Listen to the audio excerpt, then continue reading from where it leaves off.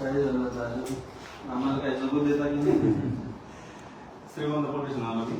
हां बेलवंदी पोलीस स्टेशनला मला दाखल आहे. त्याची एफआयआर आहे. तो कशाचा गुन्हा आहे? आयटी ऍक्ट वगैरे. हे बघ, मला एक प्रश्न विचारायचा आहे. मी एक व्हिडिओ बनवला आणि महाराष्ट्रातले 100 पोलीस स्टेशनला एकच गुन्हा कसा होऊ शकतो? सर आता कसं आहे, आम्ही आदेशाचे पालन करणार. आदेश कसा? मला तुम्ही संविधानाच्या पुढे तर नाही जाऊ शकत. हा आता माझ्याकडे हा गुन्हा आहे. थांबा, तुम्हाला दाखवतो सर. मी पाहिलं सर तुझं. माझ्याकडे हा सेम आहे. मग सेम त्याच व्हिडिओचा दुसरा गुन्हा तिथं कसं काय होऊ शकतो? तुम्हाला काय कोर्ट आदेश काय कळतं का, संविधान कळतं की नाही, एवढं सांगा मला. तुम्ही त्यावर आमच्या साहेब. नाही साहेबांशी कशाला बोलू मी? साहेबाला कळत नाही का? एवढ्या मोठ्या पदावर बसले असेच बसले का? एका ठिकाणी गुन्हा दाखल झाला ठीक आहे, 100 ठिकाणी एकाच गुन्ह्यासाठी 100 ठिकाणी गुन्हे, ही कुठली न्याय व्यवस्था आहे?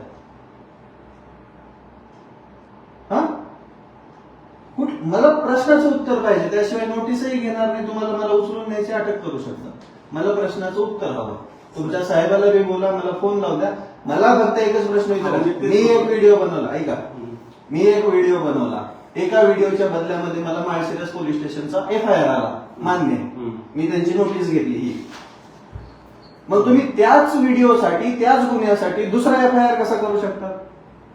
हे कोणत्या कायद्यात लिहिलंय? 19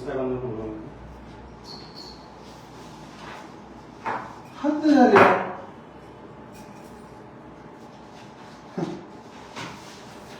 तुका माझं शांत बसतंय, काही करेल ना म्हणून सगळंही करेल ना.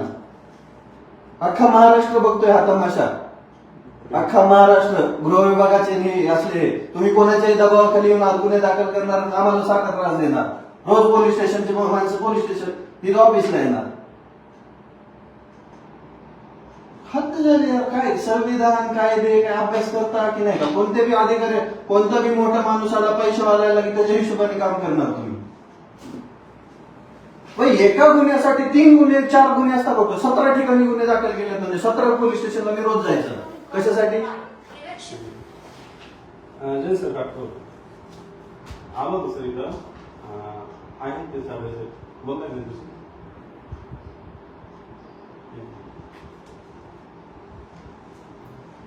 जय हिंद साहेब.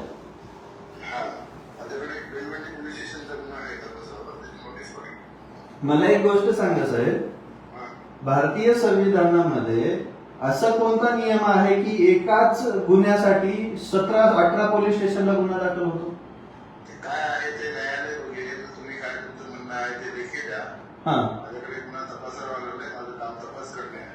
नाही, तुमचं काम तपास करणे आहे, पण त्याची शहानिशा करायलाच पाहिजे ना आधी. हो, याला मी अन्सरेबल नाही आहे ना. कसं काय? नाही, तुम्ही तुमचं शोधून घ्या. म्हणजे एका व्हिडिओसाठी तुम्ही 17 ठिकाणी गुन्हे दाखल करणार? मी दाखल केले, माझ्याकडे एक तपास आहे त्यासाठी. मग माझ्याकडे तुमच्या याच गुन्ह्यासंदर्भात आधी एक नोटीस आली आहे. कोणत्या? तुमच्या याच गुन्ह्यासंदर्भात. माझ्या बेलवंडीचा पोलीस स्टेशनचा गुन्हा माझ्याकडे आहे, ती पहिलीच नोटीस काढली. या गुन्ह्यासंदर्भात दुसरी नोटीस मला नसतात. एकच व्हिडिओ टाकलाय, त्याच्या संदर्भात 4-4 5-5 पोलीस स्टेशन, 17 पोलीस स्टेशनला गुन्हे दाखल होत असतील. कायदा आणि सुव्यवस्था अवघड आहे ना. माझं म्हणणं तर मांडायलाच आहे, पण माझं तुम्हाला विचारणं अधिकार आहे की माझा बी? मी पण भारताचा नागरिक आहेच की. तुमचं काय म्हणणं आहे ते तुम्ही मांडा. आता काय सर? हा, तुमचं काय म्हणणं असेल ते तुम्ही मांडा. हे योग्य नाहीये साहेब. हे नाही, काय योग्य आहे काय नाही तपास तर करावा लागेल. त्याच्यासाठी न्यायालयाने किंवा कायद्याने नाही कायद्यानेच, ऐका ना, कायद्याने हे नाही सांगितलं की एका गुन्ह्यासाठी 17 गुन्हे दाखल करा. काय आहे ते तुम्हाला सगळं लक्षात घेईल. तुम्ही माझी नोटीस पाठवली, नोटीस घ्या, त्या विषयात जरा तुमचं काय म्हणणं ते द्या मला त्या विषयी. ठीक आहे, चालेल.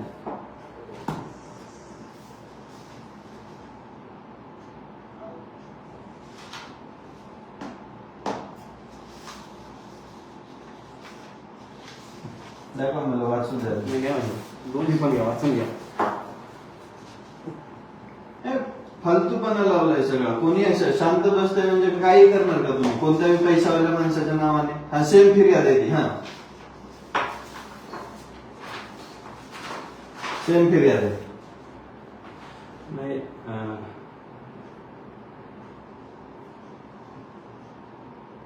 सेम फिर्यादीसाठी 2-2 गुन्हे कोणी करणार आहे?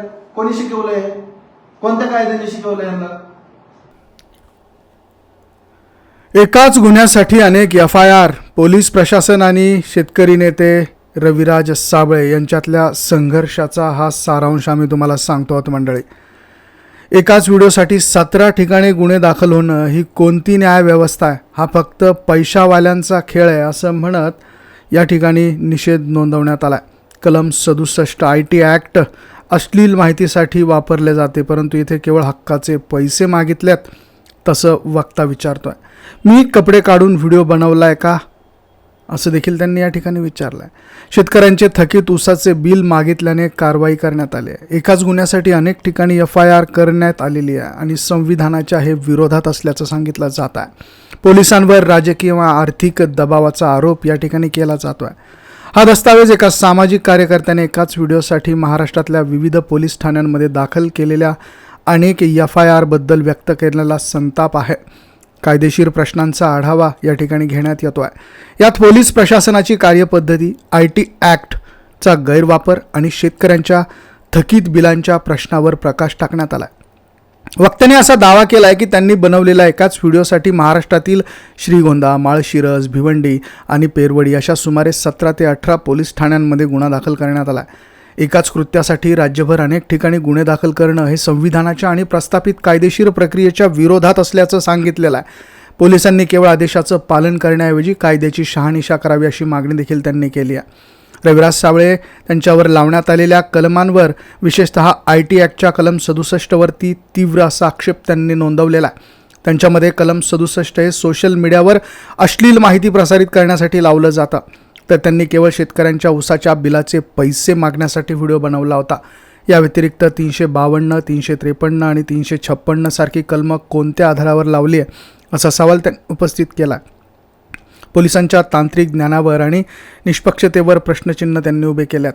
या वादाच्या मुळाशी शेतकऱ्यांच्या ऊसाचा आणि त्या बिलाचा प्रश्न.